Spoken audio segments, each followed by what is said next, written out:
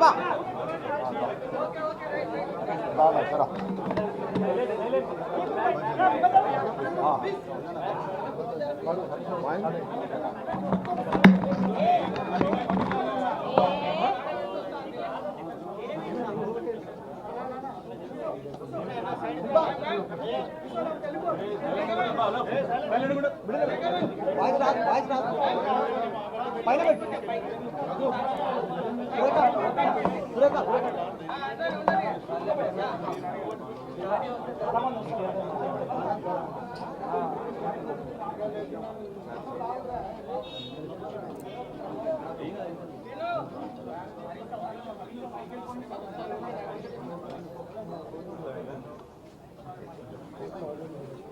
can I start please?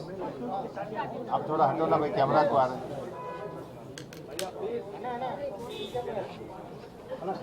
అందరికీ నమస్కారం।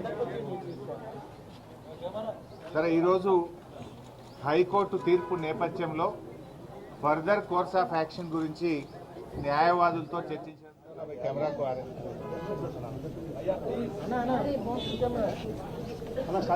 అందరికీ నమస్కారం। సరే, ఈరోజు హైకోర్టు తీర్పు నేపథ్యంలో ఫర్దర్ కోర్స్ ఆఫ్ యాక్షన్ గురించి న్యాయవాదులతో చర్చించడం జరుగుతూ ఉంది। ఈరోజు రాష్ట్ర ప్రజలకు తెలుసు, అందరికి కూడా తెలుసు, రేవంత్ రెడ్డి గారి ప్రభుత్వం కేవలం డైవర్షన్ పాలిటిక్స్ లో భాగంగా కేటీఆర్ గారి పైన ఈ అక్రమ కేసు నమోదు చేయడం జరిగింది। ముఖ్యంగా రైతు బంధు విషయంలో వానకాలం రైతు బంధు ఎగ్గొట్టి యాసంగి పంటకు కూడా చెప్పిన 15,000 కాకుండా కేవలం 6,000 రూపాయలు ఇస్తామని చెప్పి ప్రజల్లో తీవ్రమైన వ్యతిరేకతను ప్రభుత్వం ఎదుర్కొంటా ఉంది। ఏడాది పాలన తర్వాత అన్ని సర్వే రిపోర్ట్లలో కూడా ఈ ముఖ్యమంత్రి ఫెయిల్యూర్ సీఎం అని, ఈ ప్రభుత్వం ఫెయిల్ అయిందని చెప్పి ఈ రాష్ట్రంలో వచ్చిన అన్ని సర్వే రిపోర్ట్లు కూడా తెలియజేస్తా ఉన్నాయి। సో ఈ క్రమంలో మా అక్రమ కేసు పెట్టి ప్రజల యొక్క దృష్టిని మరల్చాలని ఒక డైవర్షన్ పాలిటిక్స్ కు రేవంత్ రెడ్డి గారు పాల్పడతా ఉన్నారు। మాకు తెలుసు రేవంత్ రెడ్డి గారు ఇలాంటి ఇంకా అక్రమ కేసులు చాలా పెడతారని, ఇంకా మాలాంటి చాలా మంది నాయకుల మీద కూడా ఇలాంటి అక్రమ కేసులు ఆయన పెడతాడని। వీటన్నిటినీ ఎదుర్కోవడానికి మేము సిద్ధంగా ఉన్నాం। మాకు తెలంగాణ ప్రజలు ముఖ్యం, ఈ రాష్ట్రం ముఖ్యం। ఎన్నో పోరాటాలతోని త్యాగాలతోని తెలంగాణ తెచ్చుకున్నాం। తెలంగాణ బాగుండడం, తెలంగాణ అభివృద్ధి చెందడం, తెలంగాణ ప్రజల సంక్షేమం బీఆర్ఎస్ పార్టీకి అత్యంత ముఖ్యమైనది। మీరు ఎన్ని కేసులు పెట్టినా, మా మీద ఇంకా ఎన్ని రకాలుగా ఒత్తిళ్లు పెట్టినా ఈ రాష్ట్ర ప్రజలకు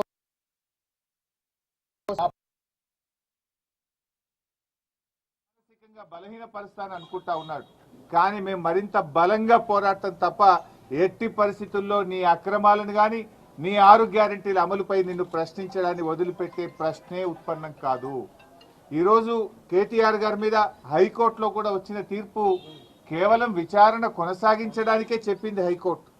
ఇది అక్రమ కేసు, దీని విచారణ నిలుపుదల చేయాలని చెప్పి బీఆర్ఎస్ పార్టీ తరఫున మేము కోర్టుకు వెళ్ళాం। కోర్టేమి కేసును నిర్ధారించలేదు, ఇది తప్పు జరిగిందని చెప్పింది కానీ శిక్ష వేసింది కాదు। కేవలం విచారణ కొనసాగించడానికి మాత్రమే ఈరోజు కోర్టు అనుమతి ఇచ్చింది। విచారణకు సహకరిస్తాం, ఈ ముందు నుంచి కూడా కేటీఆర్ గారు 100% విచారణకు సహకరిస్తామని చెప్పాం। ఎందుకంటే మేము తప్పు చేయలేదు, అసలు అవినీతే జరగలేదు, రాష్ట్ర ప్రభుత్వం నుంచి 1 రూపాయి కూడా గ్రీన్ కో కంపెనీకి చెల్లించలేదు, 1 రూపాయి ఇవ్వలేనప్పుడు అక్కడ అవినీతికి ఆస్కారం ఎక్కడిది? అయినా ఇది ఎప్పుడు జరిగింది? రేవంత్ రెడ్డి గారు ప్రమాణ స్వీకారం చేసిన 3వ రోజే ఆ కంపెనీ ప్రతినిధులు రేవంత్ రెడ్డి గారిని కలిశారు। ఏడాది పాటు నువ్వు ఎందుకు కేసు పెట్టలే, ఏడాది తర్వాత ఎందుకు పెడుతున్నావు?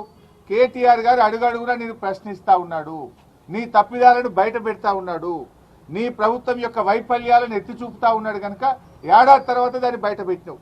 నిన్ను ఆ కంపెనీ ప్రతినిధులు కలిస్తే కలిసిన విషయాన్ని నువ్వు ఎందుకు బయట పెట్టలే, మీడియాకి ఎందుకు చెప్పలే? అది మేం బయట పెట్టినాం। అంటే దీన్ని అంతా బట్టి చూస్తూ ఉంటే కేవలం ఒక కుట్రతోని ప్రజల దృష్టి మరల్చడానికి ప్రభుత్వం చేస్తూ ఉంది। నిన్నగాక మొన్న ప్రభుత్వం చేతులెత్తింది కదా, ఇవాళ రైతుల విషయంలో మేము రైతు భరోసా సాగు భూములకే ఇస్తాం, 6,000 ఇస్తాం అని ప్రజలు మోసం చేసింది మీరు। ఆ ప్రజల్లో ఆ చర్చ జరిగి ప్రభుత్వం మీద వ్యతిరేకత రాకుండా ఉండడానికి ఇలాంటి డైవర్షన్ పాలిటిక్స్. బట్ అయినా కూడా మాకు న్యాయస్థానాల మీద గౌరవం ఉంది, చట్టం మీద గౌరవం ఉంది. తప్పకుండా మేము అన్ని రకాలుగా దీనికి సహకరిస్తాం. సరే, ఫర్దర్గా సుప్రీంకోర్టుకు అప్పీల్ పోవాలా, ఏం చేయాలా అనే దాని మీద మా న్యాయవాదులు ఇచ్చేటువంటి సలహా మేరకు మేము ముందుకు వెళ్తాం. బట్ మొన్న కూడా మీరు చూశారు, కేటీఆర్ గారు ఏసీబీ ఆఫీస్కి వెళ్ళారు. ఎక్కడ కూడా ఎక్స్టెన్షన్ అడగలేదు, మేము టైం కూడా అడగలేదు. వాళ్ళు నోటీస్ ఇస్తే మేము వెళ్ళాం. ఎందుకంటే తప్పు చేయలేదు కనుకనే ధైర్యంగా విచారణకు కేటీఆర్ గారు వెళ్ళారు. రేపు 9వ తారీఖు పిలిచారు, తప్పకుండా వెళ్తాం. ఎట్టి పరిస్థితుల్లో విచారణకు మేము వెనుక వెళ్ళట్లేదు. కాకపోతే ఈ ప్రభుత్వం తీరు బాగలేదు కనుక న్యాయవాదులతో నేను వెళ్తాననే కేటీఆర్ గారు అన్నారు తప్ప దాదాపు 45 నిమిషాలు విచారణకు వెళ్ళడానికి రోడ్డు మీద నిలబెట్టినా కూడా ఓపిక్గా కేటీఆర్ గారు ఏసీబీ ఆఫీస్ ముందు నిలబడ్డారు. దట్ మీన్స్ మేమేం తప్పించుకోవాలని కాదు, ఎందుకంటే మాకు తప్పు చేయలేదు అనేటువంటి పూర్తి నమ్మకం మాకుంది. అక్కడ అసలు అవినీతే జరగలేదు. ప్రభుత్వ ఖజానా నుంచి ఒక రూపాయి పోకుండా నువ్వు అవినీతి జరిగిందని ఎట్లంటావు? అవినీతే జరిగిన ప్రశ్నే లేదు అక్కడ. ఈ రాష్ట్రం ఇమేజ్ పెంచడానికి, హైదరాబాద్ బ్రాండ్ ఇమేజ్ పెంచడానికి ఈరోజు ఈ కార్ రేసింగ్ ను కేటీఆర్ గారు హైదరాబాద్ తెచ్చారు. బాగా పనిచేశారు. వాస్తవానికి ప్రపంచం మెచ్చుకున్నది, దేశం మెచ్చుకున్నది. మిగతా రాష్ట్రాల ముఖ్యమంత్రులు కూడా ఇది మా రాష్ట్రానికి వస్తే బాగుండని చెప్పి ఇతర రాష్ట్రాలు మనతో పోటీ పడ్డాయి. కానీ కేటీఆర్ గారు ఒప్పించి మెప్పించి మన రాష్ట్రానికి తెచ్చి మన హైదరాబాద్ బ్రాండ్ ఇమేజ్ పెంచే ప్రయత్నం చేశారు. అంతే తప్ప ఇక్కడ అవినీతి జరగలేదు. ఈరోజు కేవలం ఇది ఒక కక్ష సాధింపు తప్ప ఇంకోటి లేనే లేదు. డైవర్షన్ పాలిటిక్స్, కక్ష సాధింపు చర్యలకు రేవంత్ రెడ్డి గారు పాల్పడతా ఉన్నారు. సరే, నువ్వు ఎన్ని రకాల ప్రయత్నాలు చేసినా మా పోరాటం ఆగదు. మా లక్ష్యం తెలంగాణ ప్రజల సంక్షేమం, మా లక్ష్యం తెలంగాణ రాష్ట్ర అభివృద్ధి, మా లక్ష్యం పోరాడి తెచ్చుకున్న తెలంగాణ. కేసీఆర్ గారు 10 ఏళ్ల కాలంలో అనేక రంగాల్లో ఈ రాష్ట్రాన్ని అగ్రభాగాన నిలబెట్టారు. అది కొనసాగింపే మా లక్ష్యం. మేము అధికారంలో ఉన్నా, ప్రతిపక్షంలో ఉన్నా మాది తెలంగాణ ప్రజల పక్షం. ఆ తెలంగాణ ప్రజల పక్షాన మేము నిరంతరం పోరాటం చేస్తాం. ఇవాళ రేవంత్ రెడ్డి గారు ఇలాంటి కేసులు ఇంకా కూడా పెట్టొచ్చు, కానీ మేము ఎవరం కూడా అధైర్యపడే ప్రశ్నే లేదు. అందరము కలిసికట్టుగా పార్టీ వీటిని ఎదుర్కొంటుంది. సో కేటీఆర్ గారు కూడా ఆయన సంపూర్ణమైన విశ్వాసంతో ఉన్నారు, మేమందరం కూడా సంపూర్ణమైన విశ్వాసంతో ఉన్నాం. ఈ కేసు కేవలం ఒక కుట్రపూరితమైన కేసు. ఇక్కడ ఎలాంటి తప్పు జరగలేదు కనుక ఆయన కడిగిన ముత్యంలాగా రేపు బయటకు వస్తారు. మాకు ఆ ధైర్యం ఉంది కనుక, తప్పు చేయలేదు కనుక విచారణకు వెళ్తాం. మేము న్యాయస్థానాలకు సహకరిస్తాం, అధికారులకు కూడా సహకరిస్తాం. మాకు అధికారుల మీద కానీ న్యాయస్థానం మీద కానీ మాకు విశ్వాసం ఉంది. కేవలం రేవంత్ రెడ్డి మీద మాకు విశ్వాసం లేదు. ఆయన ముఖ్యమంత్రిగా తప్పుదో పట్టిస్తున్నాడు కనుక, ఆయన ఆలోచనలు మాకు తెలుసు కనుక, అందువల్ల ఆయన మీద మాకు విశ్వాసం లేదు. కానీ మేము చెప్పాను తప్ప వేరే ఏం లేదు. సో ఇక్కడ ఈరోజు కోర్టులో వచ్చినటువంటిది కూడా కొంతమంది తప్పుడు ప్రచారం చేస్తున్నారు సోషల్ మీడియాలో.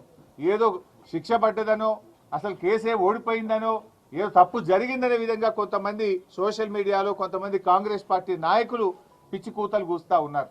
ఇక్కడ చెప్పదలుచుకుంది ఏంటంటే, అసలు విచారణే ప్రారంభం కాలేదు. ఇది తప్పుడు కేసు, దీన్ని క్వాష్ చేయాలని మేము వెళ్ళాం.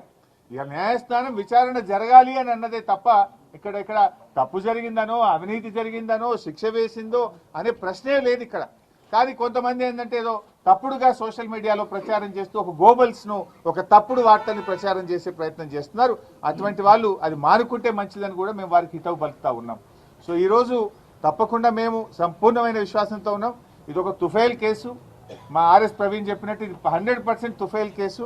ఫైనల్గా ఇందులో ఎలాంటిది కూడా బయటకు వచ్చేది లేదు. అసలు ఒక రూపాయి రాష్ట్ర ప్రభుత్వ ఖజానా నుంచే పోయింది లేదు. రాష్ట్రానికి ఆదాయం వచ్చింది తప్ప రాష్ట్రానికి జరిగిన నష్టమేం లేదు. రాష్ట్ర ప్రయోజనాల కోసం చేసినది తప్ప కేటీఆర్ గారు స్వంతగా తన కోసం చేసినటువంటిది కాదు. అందువల్ల ఆయన మాకు ఆ విశ్వాసం ఉంది కనుక 9వ తేదీ ఆయన ఏసీబీ విచారణకు వెళ్తారు. వెళ్ళి అన్ని రకాలుగా మేము సహకరిస్తాం. మేము ఫర్దర్ గా లీగల్ యాక్షన్ మీద మా న్యాయవాదులు ఇచ్చే సలహా మేరకు మేము ముందుకు వెళ్తాం.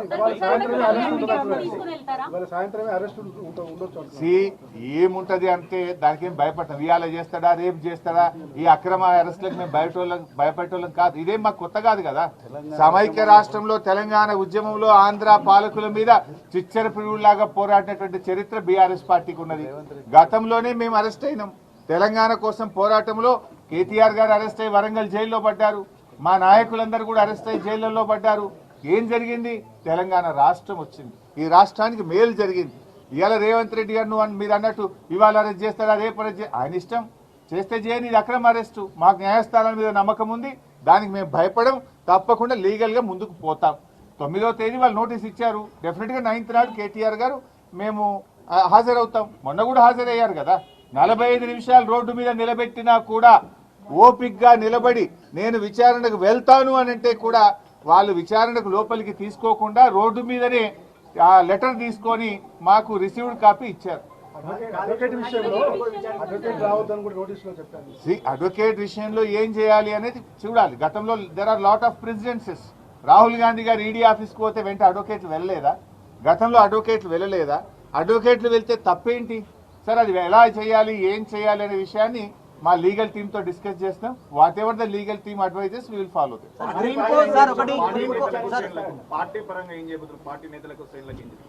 ఏం చేయాలని మేము ఆలోచిస్తాం.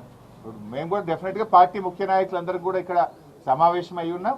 గవర్నమెంట్ యొక్క చర్యల్ని బట్టి పార్టీ పరంగా మేము ఎలాంటి నిర్ణయాలు తీసుకోవాలనే దాని మీద చేస్తాం. ఒకటి మాత్రం క్లియర్ బై సార్, ఆయన అరెస్ట్ చేయని ఇంకా 100 కేసులు పెట్టని రేవంత్ రెడ్డి ప్రశ్నించడం ఆగది. రేవంత్ రెడ్డి ఈ ప్రభుత్వం ప్రజలకు ఇచ్చిన హామీలు అమలు చేసే విషయంలో బీఆర్ఎస్ పార్టీ పోరాటం ఆగదు. We will go on fight. ఆయన మీద పోరాటం చేస్తూనే ఉంటాం, ఆయనను ప్రశ్నిస్తూనే ఉంటాం, వాళ్ళ అవినీతిని బయట పెడుతూ ఉంటాం, వాళ్ళ ఫెయిల్యూర్స్ ను కూడా ప్రజాక్షేత్రంలో బట్టబయలు చేస్తాం. ప్రజల పక్షాన, రైతుల పక్షాన, మహిళల పక్షాన, కార్మికుల పక్షాన మా పోరాటం కొనసాగుతుంది. గ్రీన్ కోకి సంబంధించినటువంటి అంశాన్ని తెరపైకి తెస్తా ఉన్నారు.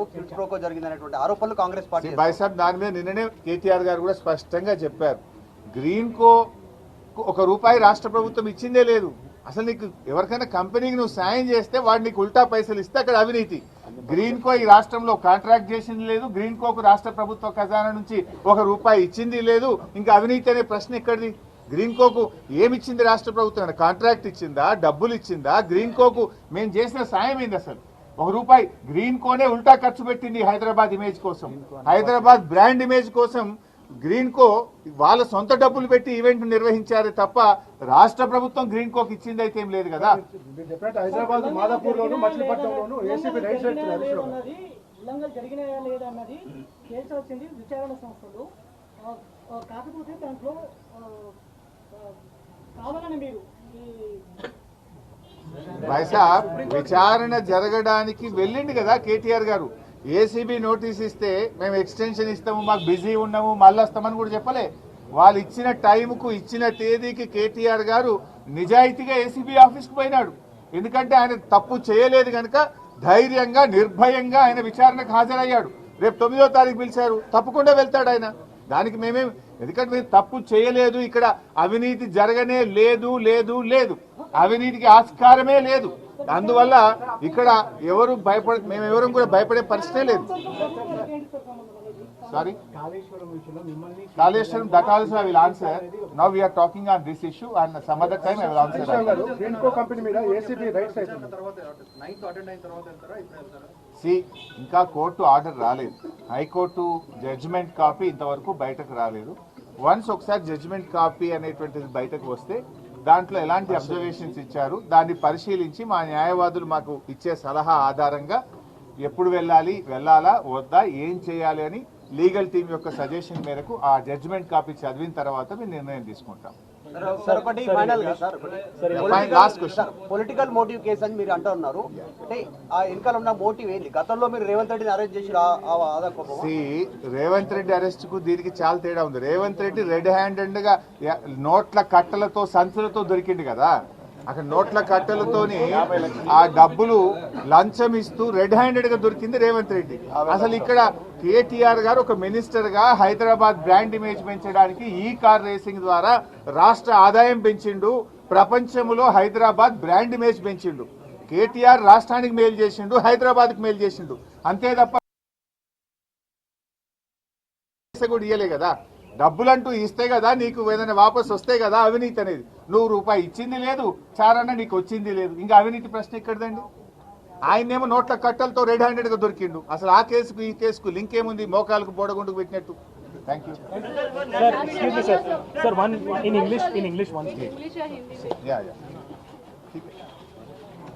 रेवंत रेड्डी के सरकार ने आज हमारे ऊपर केसेस लगा के एक अटेंशन डाइवर्शन के लिए कोशिश कर रहा है। कि आज हाईकोर्ट में भी जो वर्डिक्ट आया है उसमें या कोई गलती हुआ बोल के नहीं बोले, या कोई करप्शन हुआ बोल के नहीं बोले, या कोई केस भी के लिए कुछ नहीं बोले। इसमें जो कुछ भी है इंक्वायरी चलने के लिए कोर्ट ने आदेश दिया है। सो केटीआर साहब ने परसों एसीबी ऑफिस को गए, फिर 9 तारीख को इनको नोटिस दिए, 9 तारीख भी एसीबी ऑफिस को जाएंगे। यहाँ पर कोई करप्शन नहीं हुआ, यहाँ पर कोई गलती नहीं हुआ। जो कुछ भी किया है केटीआर ने, ये हैदराबाद के ब्रांड इमेज के लिए, हमारे स्टेट के ब्रांड इमेज के लिए ई कार रेसिंग का प्रोग्राम हैदराबाद में कर चुके हैं। इससे सर्वे रिपोर्ट्स भी आया कि हैदराबाद में बहुत कुछ इन्वेस्टमेंट्स आया, हैदराबाद का इनकम भी बढ़ा हुआ है। सो इसमें गलती का कोई संभावना ही नहीं है। या 1 रुपया सरकार से वो कंपनी को नहीं दिए, या वो कंपनी से 1 चाराना हमारे को आया नहीं। सो इसमें गलती का सवाल कहाँ है? ये सिर्फ रेवंत रेड्डी सरकार को केटीआर साहब ने बार बार क्वेश्चन कर रहे हैं, उनका गलतियां को पब्लिक के सामने रखना शुरू करे। इस वास्ते इनका मुंह बंद करने के लिए, अटेंशन डाइवर्शन के लिए ये केस लगाया है। सो इसमें हम पूरा कोऑपरेट भी करेंगे। इसमें ये जजमेंट कॉपी आने के बाद हमारा लीगल टीम से बात करके या सुप्रीम कोर्ट जाना या क्या कुछ अपील करना, क्या करना, उसमें further legal course of action advocate से चर्चा करके हम डिसाइड करेंगे। तो क्या राजनीति इसके पीछे आपको दिख रही है? क्योंकि जिस तरीके से कहा गया कि रेवंत रेड्डी को एक वक्त में आपकी सरकार के वक्त में गिरफ्तार किया गया था, उनको घर से लेकर जाया गया था। ठीक है, हमारे रेवंत रेड्डी वो दिन 50 लाख रुपए पैसे के साथ पुलिस अरेस्ट करे, उसमें तो clear cut open shut and mouth case है। यहाँ पर क्या है? यहाँ 1 रुपया सरकार उनको कंपनी को पेमेंट दिया, या कंपनी से केटीआर साहब को 1 चाराना कुछ आया, या कोई क्या करप्शन है? ये जस्ट इंटेंशनली ये केस लगा रहे हैं। आप देख रहे पिछले 6 महीने से 7 महीने से केटीआर साहब ने बहुत सारे मुद्दे बाहर लेकर आए। ये सरकार जो भी स्कैम करे, वो किसानों के, जो ट्राइबल किसानों को अरेस्ट करे, वो मुद्दे पे बहुत लड़ाई करे। ऐसे बहुत सारे इश्यूज पे उन्हें हर दिन ये सरकार से लड़ना शुरू करे। इस वास्ते आप ये केस लगा रहे। देखिए, 1 साल पहले वो कंपनी वाले आके आपसे मिले थे, फिर 1 साल से क्यों बाहर नहीं लाए? पिछले 1 साल से आप क्यों मम है, अभी क्यों ये केस लगा रहे? बोले तो इससे समझ में आ रहा कि ये केटीआर साहब ने बार बार उनको क्वेश्चन करना शुरू करे, इस वास्ते उनके ऊपर इंटेंशनली ये इलीगल केस उनके ऊपर बना रहे। So you are now saying that will you be approaching the Supreme Court in this particular case? नहीं, अभी तक तो हमारा कोर्ट का जजमेंट काफी हमारे हाथ में नहीं है। हम हाईकोर्ट में मालूम करें तो 2 बजे तक वो जजमेंट कापी हमें मिलने चाहिए। एक बार जजमेंट कापी आने के बाद हम लीगल टीम से चर्चा करके या सुप्रीम कोर्ट में जाना है या क्या करना है।